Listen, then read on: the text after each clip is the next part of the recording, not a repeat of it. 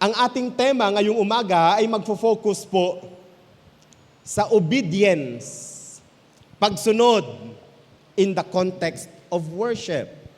Obedience in the context of worship. So ang topic natin, when obedience matters most. Pwedeng pakisabi ulit, when obedience matters most. Ang pagsunod ang pinaka mahalaga. Meron pong kwento ang ating Panginoong Hesukristo. Meron dalawang magkapatid na pinatawag ng kanyang tatay. Ang sabi niya, mga anak, pumunta kayo doon sa farm at tingnan mo kung anong ginagawa ng ating mga workers. Sabi noong panganay ng isang anak, sige tay, pupunta po ako. Tuwang-tuwa naman yung tatay. Samantalang ang bunso, ang sabi niya, ayaw ko po, si kuya na lang. So nainis yung tatay. Kasi ina-expect ng tatay na ang dalawang mga anak niya ang pupunta doon sa farm at titingnan kung anong ginagawa ng kanilang mga workers. Pero sa katapos-tapusan, yung tinamad ay yung kuya. Sabi niya, okay lang naman pala kay tatay na hindi pupunta si bunso. Hindi na lang din ako pupunta. Samantalang yung bunso naman, na konsyensya, sabi niya parang, ang sama ko naman anak, nagkaunting request lang naman ni tatay, hindi pa ako pumunta. So yung bunso yung pumunta, samantalang yung kuya ang naiwan sa bahay. Kaya tinanong ng ating Panginoon, sino sa mga kapatid na ito ang kinalulugdan ng ama? Yung nagsabing, opo tay, pupunta ako, pero hindi pumunta? O yung anak na nagsabing, tay, ayaw ko, pero sa katapos-tapusan ay pumunta? Sino sa inyong palagay ang kinalulugdan ng kanilang ama? Ganon din naman sa atin, sa ating Panginoon. Maraming pagkataon na nagsasabi tayo, yes Lord, gagawin ko po. Opo Panginoon. Pero biglang umulan. O biglang sumakit ang baywang.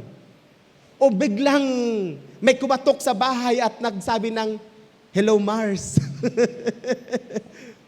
Anong nangyari sa ating opo, Panginoon? In verses 1 to 3, we can see God's command is clear. Maliwanag ang utos ng ating Panginoon. Ano ang sinasabi sa verses 1 to 3? Sinabi ni Samuel kay Saul, isinugo ako ni Yahweh upang hirangin ka bilang hari ng Israel. Kaya't pakinggan mo ang mensahe ni Yahweh. Ipinapasabi sa iyo ni Yahweh na makapangyarihan sa lahat. Paparusahan ko ang mga Amalek tulad ng ginawa niya sa Israel nang ito'y inilalabas ko sa Ehipto. Lusubin mo ang Amalek at lipulin silang lahat. Wasakin mo ang lahat nilang ari-arian at huwag magtira kahit isa. Patayin mo silang lahat, babae at lalaki, mula sa pinakamatanda hanggang sa sanggol. Patayin mo rin ang kanilang mga baka, tupa, kamilyo at asno. Tingnan po natin, ang utos ng Panginoon ay napakaliwanag para kay Saul. Sinabi ko kanina that let us approach this passage in the light of justice rather than murder or genocide. Ang dahilan kung bakit iniutos ito ng ating Panginoon kay Saul ay upang singilin sila sa kanilang ginawa sa Israel nung ang bansang ito ay mahina, tumatakas mula sa Ehipto at inaasam nila ang kalayaan mula sa pagkaalipin. Ngunit sa gitna ng kanilang pagsisikap na makaalis sa yoke, sa burden ng pangaalipin, nariyan pa ang mga Amalekita na kung saan ay pinipersecute sila. Pinagsasamantalahan sila.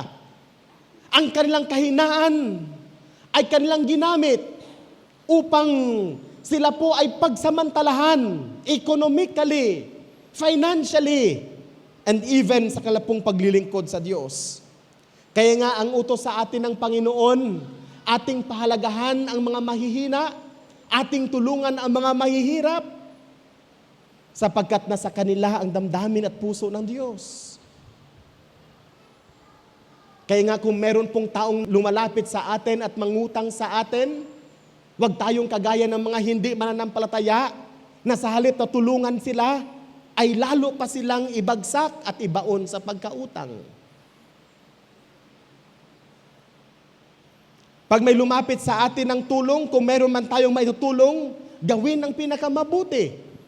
Sapagkat ang sabi ng salita ng Diyos, pag kayo ay nagpapahiram at tumutulong sa mga nangangailangan, nagpapautang kayo sa Diyos. Pero anong ginawa ng mga Amalekita na ito? Sa halip na tulungan ng Israel na makalaya mula sa pang-aalipin ng mga taga-Ehipto, ay lalo pa nila silang tinirorista. They terrorized the Israelites.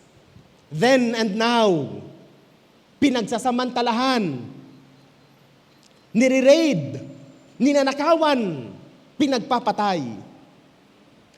God sent Saul to fulfill a command that dates back in Exodus chapter 17, verse 14. Sa Exodus chapter 17, verse 14, nagbigay ang Diyos ng judgment sa Amalekita for their unprovoked attack to Israel. Unprovoked attack to Israel. Hindi naman sila inaano ng Israel. Hindi naman sila kinakalaban ng Israel. Pero they were threatened by Israel's presence. So inunahan na nila ang Israel. Inunahan na nila ang Israel. Kung may kapitbahay po tayo na nananahimik lamang at pinagchichismis natin sila, parang mga Amalekita din naman tayo. And God has judgment for that. Kung may kapitbahay po tayo na nagsisikap para buhayin ang kalang sarili, pero tayo naman hinahadlangan sa lahat ng ating makakaya upang sila'y umunlad, ang Diyos ang nakakita ng lahat ng ating ginagawa. Now, the command is not partial. It's total. Ano ang sabi ng Panginoon? Sa verse 3, lusubin mo ang Amalek at lipulin silang lahat. Gamit nila ang ginamit ng word ay lahat. Wasakin mo ang lahat nilang ari-arian at huwag magtira kahit isa. Mahigpit ang utos ng Diyos. Patayin mo silang lahat. Lalaki, babae, pinakamatanda, hanggang sa sanggol. Napakatindi ng utos na ito ng Diyos. It's a total annihilation. Patayin mo rin ang kanilang mga baka, tupa, kamelyo, at asno. Basically, lahat ng nabubuhay sa teritoryo ng Amalekita ay kailangang i-annihilate. Patayin. So this command is not partial. It is a total command. A divine act of judgment, of justice, and not just merely a human vengeance. Ang utos na ito ng Panginoon ay hindi po isang paghiganti na gawa ng tao, but this is a divine command, a divine act, a divine justice. Always, brothers and sisters in Christ, remember, God's commands are not suggestions. They demand complete obedience. Pwede bang basahin natin uli ang sinabi na yan?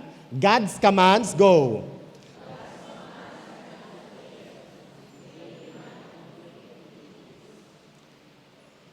Naintindihan po natin ang statement na yan? Ang utos ng Diyos ay hindi suggestions. na nasa iyo ang pagdedesisyon kung gagawin mo siya o hindi. Sometimes when we read the Word of God, we treat it as a suggestion how to live a good life instead of obeying the Word of God. Maliwanag na nakasulat sa Biblia, pero we have all the reasons not to obey it.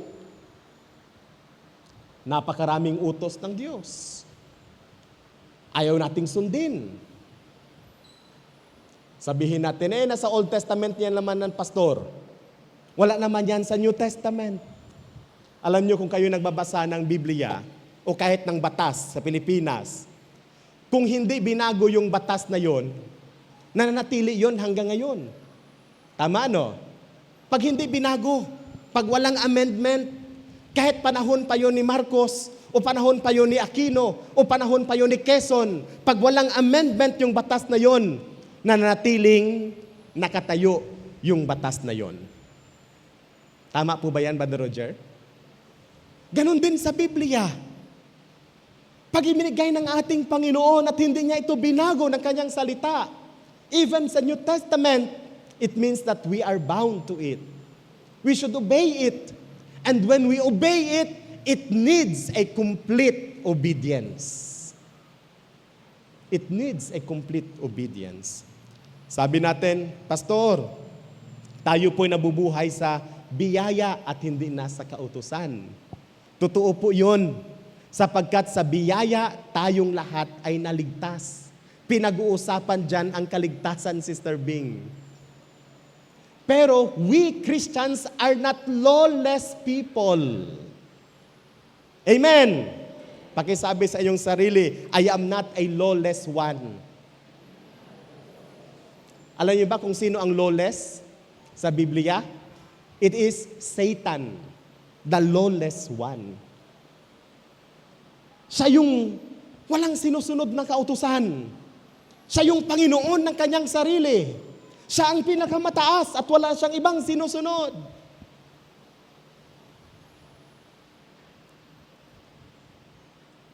Obedience to God demands complete obedience, not a partial one. Because partial obedience is disobedience.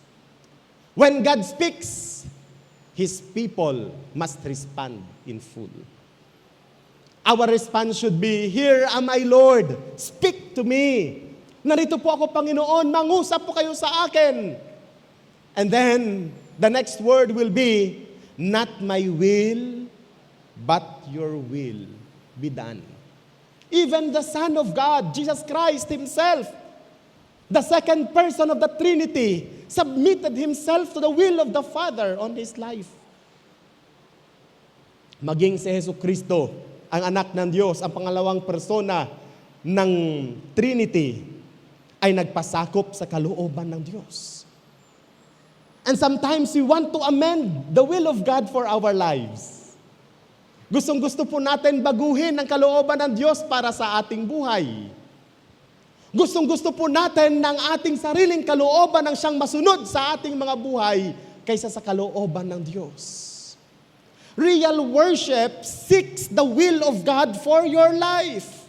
Unless otherwise you obey the command or the will of God for your life, you are not worshiping God.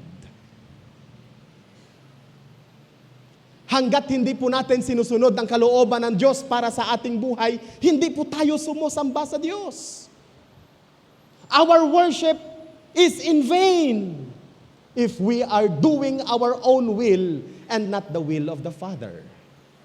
Walang kwenta, walang halaga ang ating pagsamba. Kahit umiyak na umiyak po tayo, kahit tumaas pa tayo ng ating kamay, o lumuhod man tayo sa harapan ng ating Panginoon, and yet we choose our own paths, we are not worshiping God. Hindi tayo sumasamba sa Diyos. Real worship requires full obedience to the will of God. Pwedeng pakisabi sa inyong katabi, real worship requires full obedience to the will of God. In verses 4 to 9, makikita po natin the disobedience of Saul is revealed. Ipinakita po dyan ang hindi pagsunod ni Saul sa Diyos. Sa verse 9, particularly, ito ang sinabi, hindi rin pinatay ni na Saul ang magagandang baka, tupa at lahat ng mga tabang hayop doon. Ang pinatay lang nila ay lahat ng hindi mapapakinabangan. Siguro yung mga payat, yung mga may sakit, yung mga may sugat sa gyera, hindi nila, pinatay nila yung lahat. Ang tawag doon, hindi na sila karapat-dapat. Paul obeys part of the command. Ang sinunod ni Saul ay yung bahagi lang ng kautusan. But chooses to keep what is valuable in his sight. Pinili niya yung mga mahalaga. Ano yon? Mga tupa, mga baka, mga kamelyo, mga matabang hayop. Pero yung mga reject, pinagpapatay niya. Look at that. He chose to decide for himself. At itinuring niya kung ano ang valuable at hindi. Sa harapan ng ating Panginoon, sa utos ng ating Panginoon, dapat patayin ang lahat ng hayop. Pero nakita niya, matataba pala ang baka nila, sayang. Matataba pala ang tupa nila, ang kambing nila, sayang ang lahat ng yon. Pwede pa namang magamit yon sa pag-worship sa Diyos.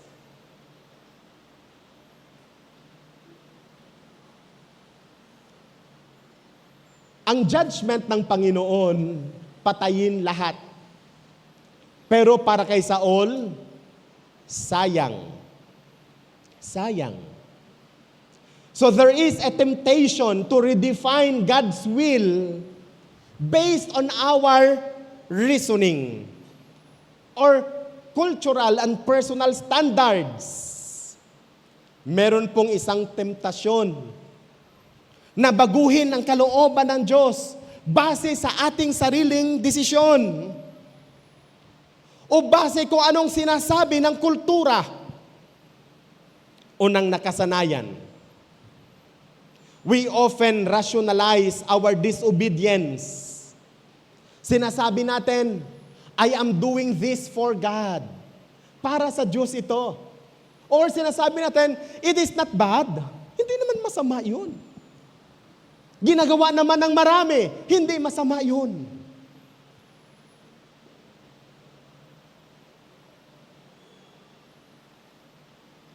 Tanggap naman ng karamihan. So bakit masama yun? May batas pa nga na nagpuprotekta o nag-i-encourage na gawin ang ganitong bagay. Brothers and sisters, don't rationalize our disobedience. Pag na-point out sa atin ang ating pagkakamali at pagkukulang at pagkakasala, our proper response is to ask for forgiveness rather than say, kasi ginagawa naman ng iba. Kasi sinabi ni ganito. Di ba yun ang ginawa ni Saul? Ang sabi niya kay Samuel, itong mga taong ito ang gusto nila Sometimes, mas mabigat pa ang opinion ng mga tao kaysa sa utos ng Diyos para sa atin. And then we dare to call ourselves children of God. Ang nasusunod naman ay ang opinion ng ibang tao kaysa sa utos ng Diyos. Ang nasusunod naman ay ang sinasabi ng tao kaysa ang sinasabi ng Panginoon.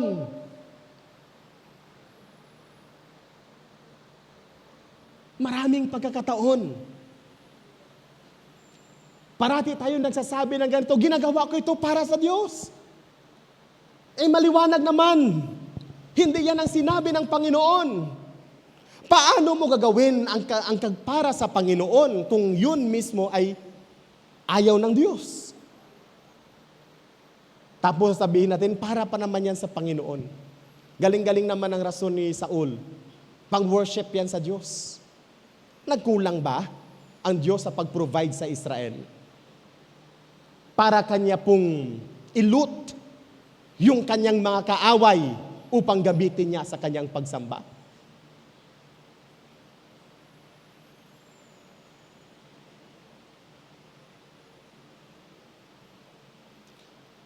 Minsan tanungin din natin ang ating sarili, nagkulang ba ang Diyos sa atin? Para mag-involve tayo sa mga bagay na hindi mabuti para mai-provide lang ang ating pangangailangan? Maraming pagkakataon sa ating mga buhay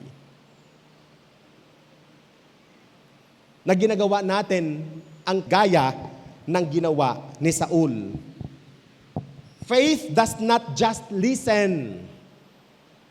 It acts in trust even when God's commands are hard. Ang pananampalataya po ay nakikinig sa Kanya at sumusunod sa Kanya kahit ng Kanyang kautusan mahirap para sa atin. Si Abraham, ang ating ama ng pananampalataya, kaya nga tinawag natin siyang ama ng pananampalataya, kasi ang kanyang pananampalataya ang dapat nating tularan. Amen. Kaya tinawag siyang ama ng pananampalataya. Yung ipinakita niyang pananampalataya ang dapat nating tularan. Ano yung pananampalataya na yon? Again, si Abraham is not perfect. Hindi perfecto si Abraham. Marami siyang pagkakamali, marami siyang pagkakasala, marami siyang pagkukulang sa harapan ng Panginoon. May instance sa kanyang buhay, pinangunahan niya pa ang Diyos. Di ba ang sabi ng Diyos kay Abraham, maging ama ka ng maraming mga bansa. Aba, lumapit sa kanya ang kanyang asawa at nagsabi mo niya sa kanya, Abraham, matanda na ako, hindi na ako magkakaanak. Nariyan ang aking katulong. Magkaroon ka ng anak sa kanya at siya ituturing kong anak, sabi ni Sarah. Anong nangyari? Pumayag din naman si Abraham. Pero hindi din yun ang kalooban ng Diyos. He acted not based on faith, but based on human reasoning. Based on human culture. Okay lang sa kalang kultura ang ganoong bagay. Hindi siya ama ng pananampalataya sa bagay na yan, Brother Roger. Kaya nga nakasulat yon para hindi natin sundan. Sabi sa Biblia, nakasulat ang mga bagay-bagay upang ating sundan o dapat nating iwasan. Ngayon, Pastor, saan po ba yung pagiging ama ng pananampalataya ni Abraham? Noong panahon na dumating na finally ang kanyang anak kay Sarah. Matanda na si Sarah, imposible na siya magkaanak, pero siya ay nanganak. Sino ang pangalan? Sino? Sino ang anak niya kay Sarah? Si Isaac. Pero sad to say, sa Pilipinas, sineselebrate natin ang kasinungalingan. Hindi si Isaac ang ipinanganak. Si Ismael daw. Kaya fiesta, opisyal sa Pilipinas, ang isa sa mga araw na yan. That's a lie. Kaya sabi ng mga staff ko, Pastor, may celebration, holiday po sa ganitong araw. No choice din ako, Sister Helen, holiday, may bantas. But we should not celebrate that holiday. It's a lie. Anong fiesta kaya yon? Bigla lang yan dumadating. It's a regular feast pero walang specific date. Mamamalayan mo lang kinabukasan, magde-declare na sila, oy, holiday na. So susunod ka naman. Sumusunod sa kasinungalingan. Sapagkat ang totoo na ipinanganak Nang may pangako ay si Isaac at hindi si Ismael. Amen! Pwede bang palakpakan natin ang Panginoon? If you are a Bible-reading Christian, you will know the truth and not the lie of culture and of people. Now, ipinanganak si Isaac. Nung malaki na yung bata, kinausap ulit ng Diyos si Abraham. Ano ang sabi ng Panginoon kay Abraham? Parang topic ito nung mga nakaraan. Abraham, kunin mo ang iyong pinakamamahal na anak at ialay sa akin sa bundok na ituturo ko sa iyo. That's the Feast of Sacrifice na holiday sa Pilipinas. Hindi si Ismael ang sinakripisyo. It is Isaac. So dinala naman ni Abraham sa bundok ng Panginoon si Isaac. And on his act of sacrificing his son, nagsalita ang Diyos, huwag mong patayin ang iyong anak. Huwag mong patayin ang iyong anak. Nakita ko ang iyong pagsunod sa akin. That is the type of faith na gustong makita ng Diyos sa atin. Marami pong pagkataon, we cannot understand the demands of God para sa ating buhay. Maraming pagkataon, hindi po natin maunawaan bakit hinihingi ng Diyos ito. Bakit nire-require ito ng Diyos? Sometimes tayo po ay nagagalit sa Diyos. Why God is selfish? Ito na nga lang, hihingiin pa ng Diyos sa akin. Kukunin pa ng Diyos sa akin. Ano bang mali ang nagawa ko laban sa Kanya? Sometimes we say to the Lord those things. Sinasabi natin sa Panginoon ang ganoong bagay. I don't know kung pumasok din yan sa utak ni Abraham. Lord, matagal ko na itong ipinapanalangin. Di ba Lord, himala mo ito sa akin? Hindi na makakaanak yung aking asawa, matanda na ang aking asawa. Pero binigay mo pa rin, bakit kukunin mo ulit sa akin? Ay, ang himala pa naman, Brother Roger, minsan lang nangyayari. Di ba? May mga anak ba ulit ang asawa ni Abraham? Mabubuntis ba ulit si Sarah para palitan lamang si Isaac? Maaring yun ang mga nagre-resell na mga katanungan sa isip ni Abraham. Hindi nakasulat sa Biblia. Ngunit ang nakasulat sa Biblia, hindi yung kanyang personal struggle, how to obey God. But his faith and obedience to the command of God. Alam nyo, sa pagsunod natin sa Panginoon, hindi madali ang lahat. Lahat tayo may istorya ng ating pagsunod sa Diyos. It's uncomfortable to obey God. Amen? Naniwala po ba kayo, uncomfortable sumunod sa Diyos? Pero pag sinunod mo ang Diyos, there is a known peace na mag-i-envelope sa buhay mo, sa kaisipan mo, sa puso mo, knowing that you are within the will of God. Pwede bang palakpakan natin ang Panginoon?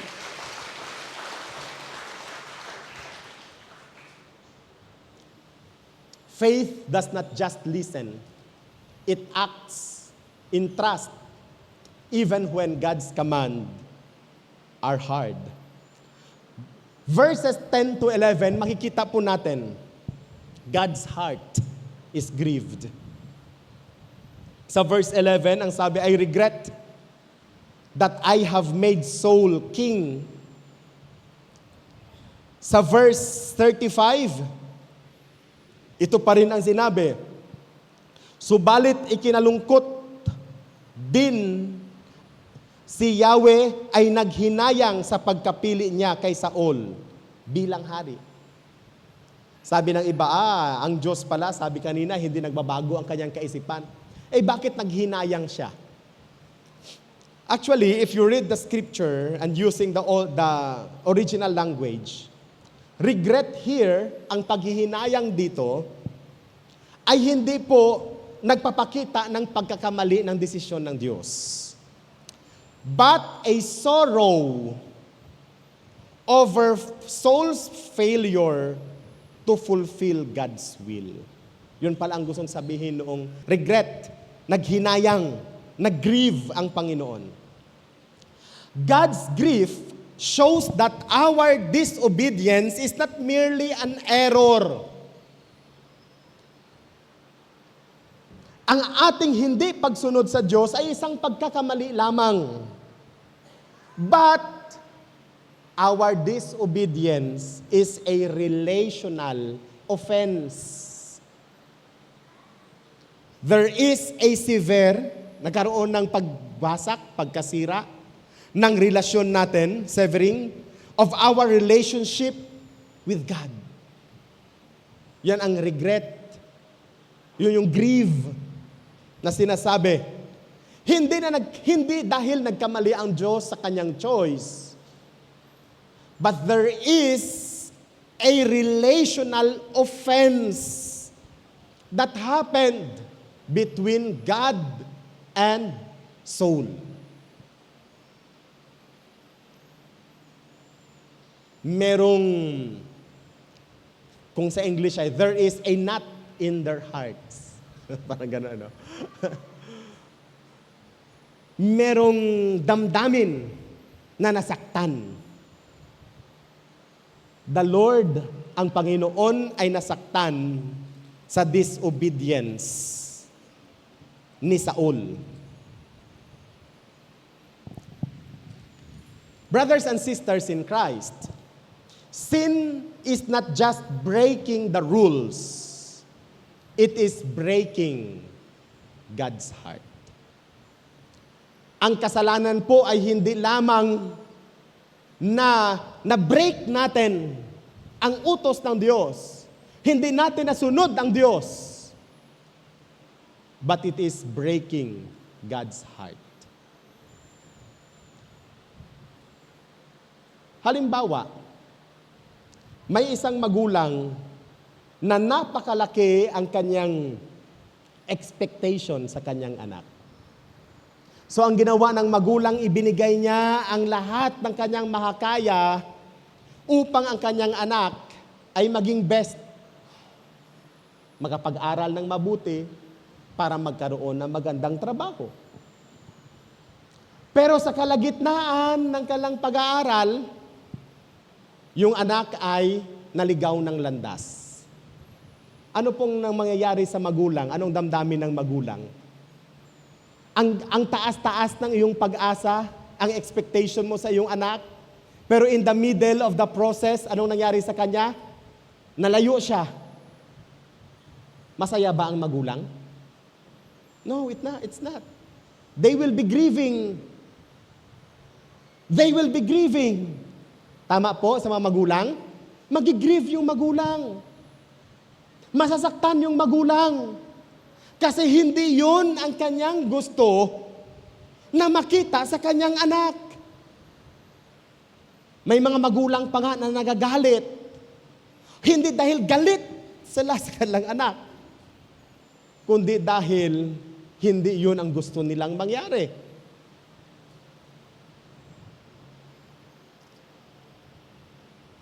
Yun ang naramdaman ng ating Diyos. He is speaking in the perspective of a parent who has a high hope for his children. And that is the feeling of God for us. How often do we break God's heart by choosing our own comfort or our convenience over commitment? Ilang beses po ba natin na nasaktan natin ang puso ng Diyos dahil pinipili natin ang komportable, ang convenient, rather than our commitment to Him? Tayo po ang nakakaalam ng sagot sa tanong na ito. God's heart is grieved over disobedience of His children. And how many times do we do that sa ating Panginoon? In verses 12 to 21, Paul's excuses are exposed. Sabi niya sa verse 20, I have obeyed the voice of the Lord. He tried to rationalize. Paul builds a monument for himself. Sa verse 12, itong sinabi, kinabukasan, maaga siyang bumangon upang makipagkita kay Saul. Ngunit may nagsabi sa kanya na nagpunta ito sa Carmelo upang magpatayo ng sariling monumento at pagkatapos ay nagtuloy sa Gilgal. Pansinin po natin, dahil nagtagumpay si Saul, natalo niya ang Amalekita, natalo niya ang kanyang mga kalaban. Anong ginawa niya? Nagpatayo, Brother Roger, ng monumento. Victory Monument.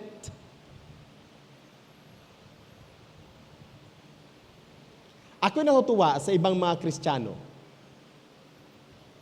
na matapos makaranas ng pagtatagumpay, ang unang ginagawa ay pumunta sa bahay ng Panginoon at magpasalamat sa Diyos. Amen. Amen.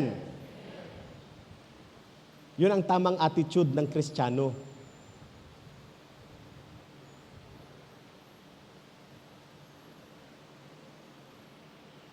Ang iba naman, mag-invite ng mga kapitbahay at mga kaibigan at maghanda.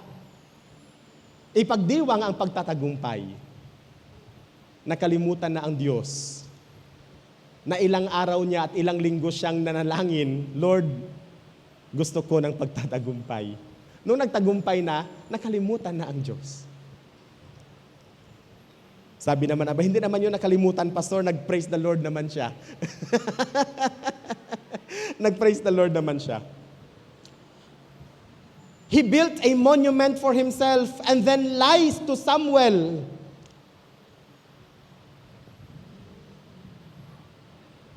Sabi niya sa verse 13, sabi niya, sumunod si Samuel roon. At nang makita siya ni Saul, binati siya. Pagpalain ka ni Yahweh. Sinunod kong lahat ang utos niya. Just imagine, instead na pumunta si Saul kay Samuel, pumunta doon sa tabernakulo ng Panginoon para magpasalamat. Ang unang ginawa niya, tumayo ng monumento. At nung nakita niya si Samuel na lumalapit sa kanya, palapit sa kanya, taas noo pa siya na nagsabi, pagpalain ka ni Yahweh. Sinunod kong lahat ang utos niya. Wala siyang nakitang mali sa kanyang ginawa, Brother Roger. Tama ang kanyang ginawa. Nagmalaki pa siya. Sinunod kong lahat ang sinabi ni Yahweh. Sinunod kong lahat ang utos ni Yahweh. And when Samuel confronted him, ano ang sagot niya? Sa verse 15, kinuha iyan ng mga tauhan ko, sabi niya. Sa mga Amalek, kinuha nila ang pinakamainam na tupa at baka upang ihandog kay Yahweh. Ang mga walang halaga ay pinatay namin. Just see? He lies to Samuel, pretending obedience to the command of God. And he shifts blame to the people and tries to paint disobedience with worship. Kanya po, sa halip na i-own niya yung pagkakamali at sabihin niya, ay pasensya po kayo. Nagdesisyon po ako na ganito, ganyan. Ang sabi niya, hindi, ang mga tao ko yan ang gumawa niyan. Ginawa nila yan, kinuha nila yan. Wala akong alam dyan. He blames the people. At sinabi niya pa, ginawa naman nila yan para i-worship ang Diyos. Gamitin sa pagsamba sa Diyos. disobedience becomes a worship. Remember, brothers and sisters in Christ, self-justification is often the first symptom of a rebellious heart. Pwede ang pakisabi, pakibasa lahat, go. Self.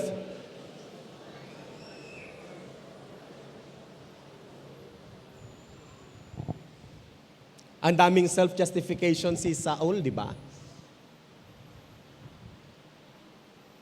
Sabi niya, ginawa ko lahat.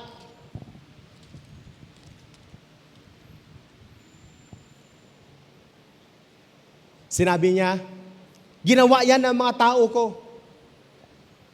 Yan ay para sa pagsamba sa Diyos. We must examine if our worship is truly obedience or a cover for pride and disobedience. Dapat po natin i-examine ang ating mga sarili kung ang ating pagsamba ba ay pagsunod talaga sa Diyos o isang pagtakip ng ating pagmamataas at ng ating hindi pagsunod. So in verses 22 to 23, God's verdict is final. Ang sabi ng Panginoon, to obey is better than sacrifice.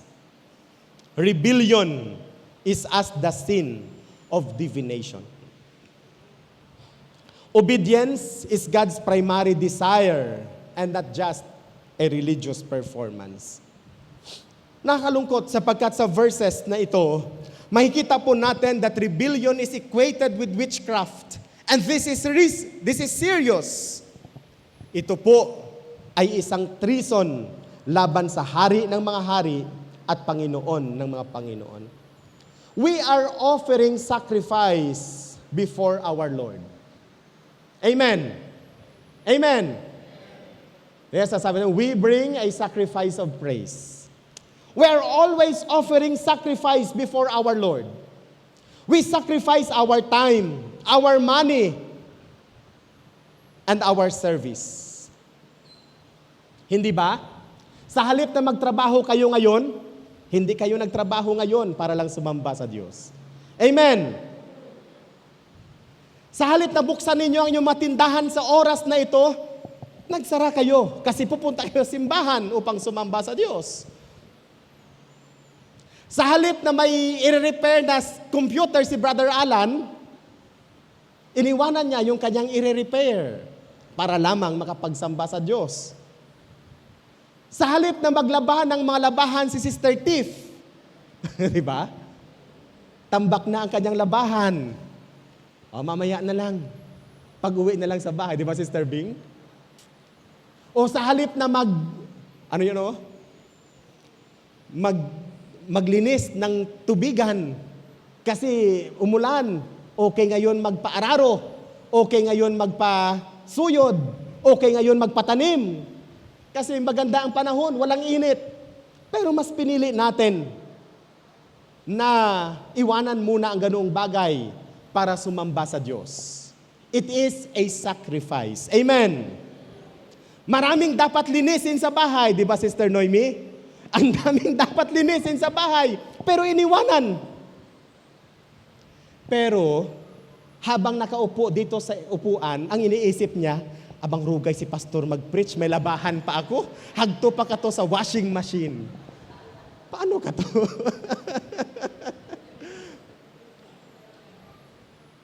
Sa ano ara matapos kali? Meron pa akong gagawin doon sa ganito. Meron akong pupuntahan na ganito. And so on and so forth. Brothers and sisters, we are sacrificing our time, our money, and our service to the Lord. But there is a question. Are we offering sacrifices just to cover for the absence of true obedience? Tayo ba ay nag-o-offer ng ating sacrifice para makover lamang ang ating hindi pagsunod sa Kanya?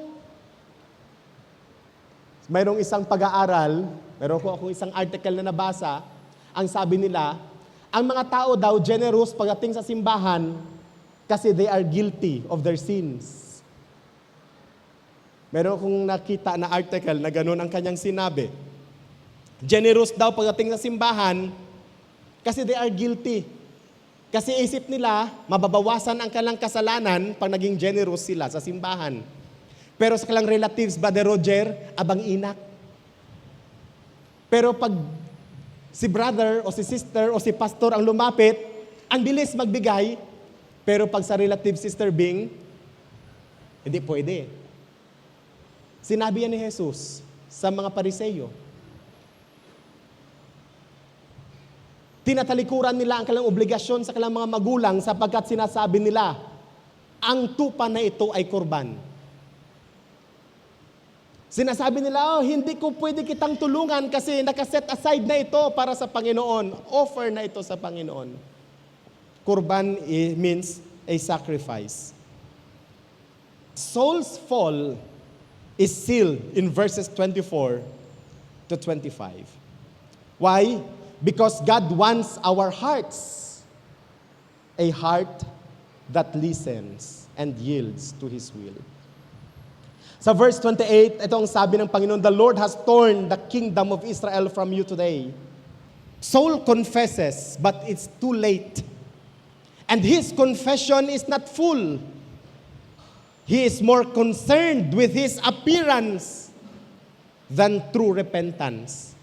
Ang sabi niya, bigyan mo naman ako ng karangalan, Samuel.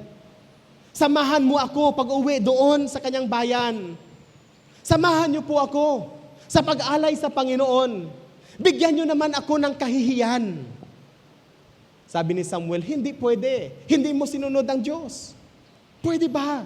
Bigyan mo naman ako ng kahihiyan. Bigyan mo naman ako ng karangalan. Samahan mo ako.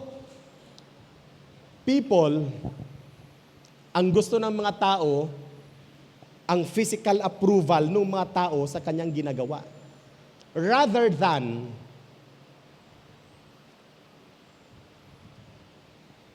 paghihingi ng tawad ng totoo sa Diyos. So God removes him from kingship. His reign will never recover. Don't wait until the consequences of our sin force us to confess, just like Saul. Alam natin, nagkamali tayo, nagkasala tayo, nagkulang tayo sa Panginoon, humingi tayo ng tawad sa Kanya. True repentance is not sorrow over consequence, but sorrow over the offense against God. Ang totoong paghihingi ng patawad ay hindi dahil natatakot ka na ikaw ay mabisto, o ikaw ay mapahiya, o dahil napahiya ka na. Ang paghihingi ng tawad na totoo ay ang pagkilala na nagkasala tayo sa Diyos. Tayong mga Pilipino, magaling tayo mag-evade.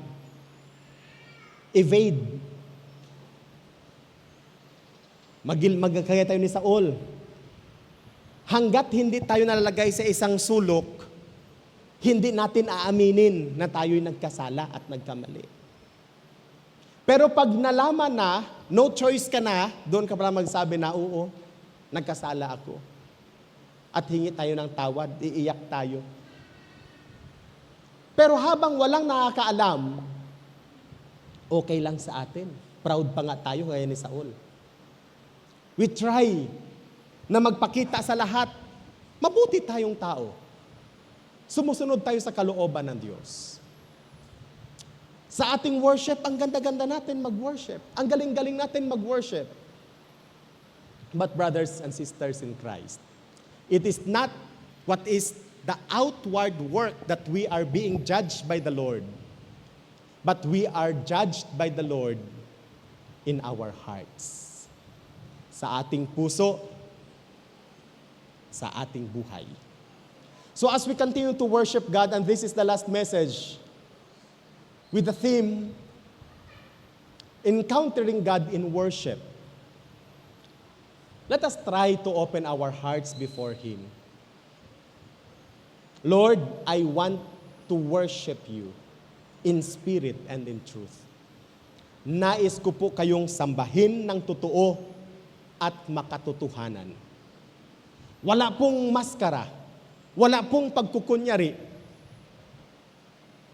Gusto ko po kayong sambahin kung sino ako at kung ano ako. Gusto ko po kayong paglingkuran ayon sa pagkatawag ninyo at ayon sa kalooban nyo.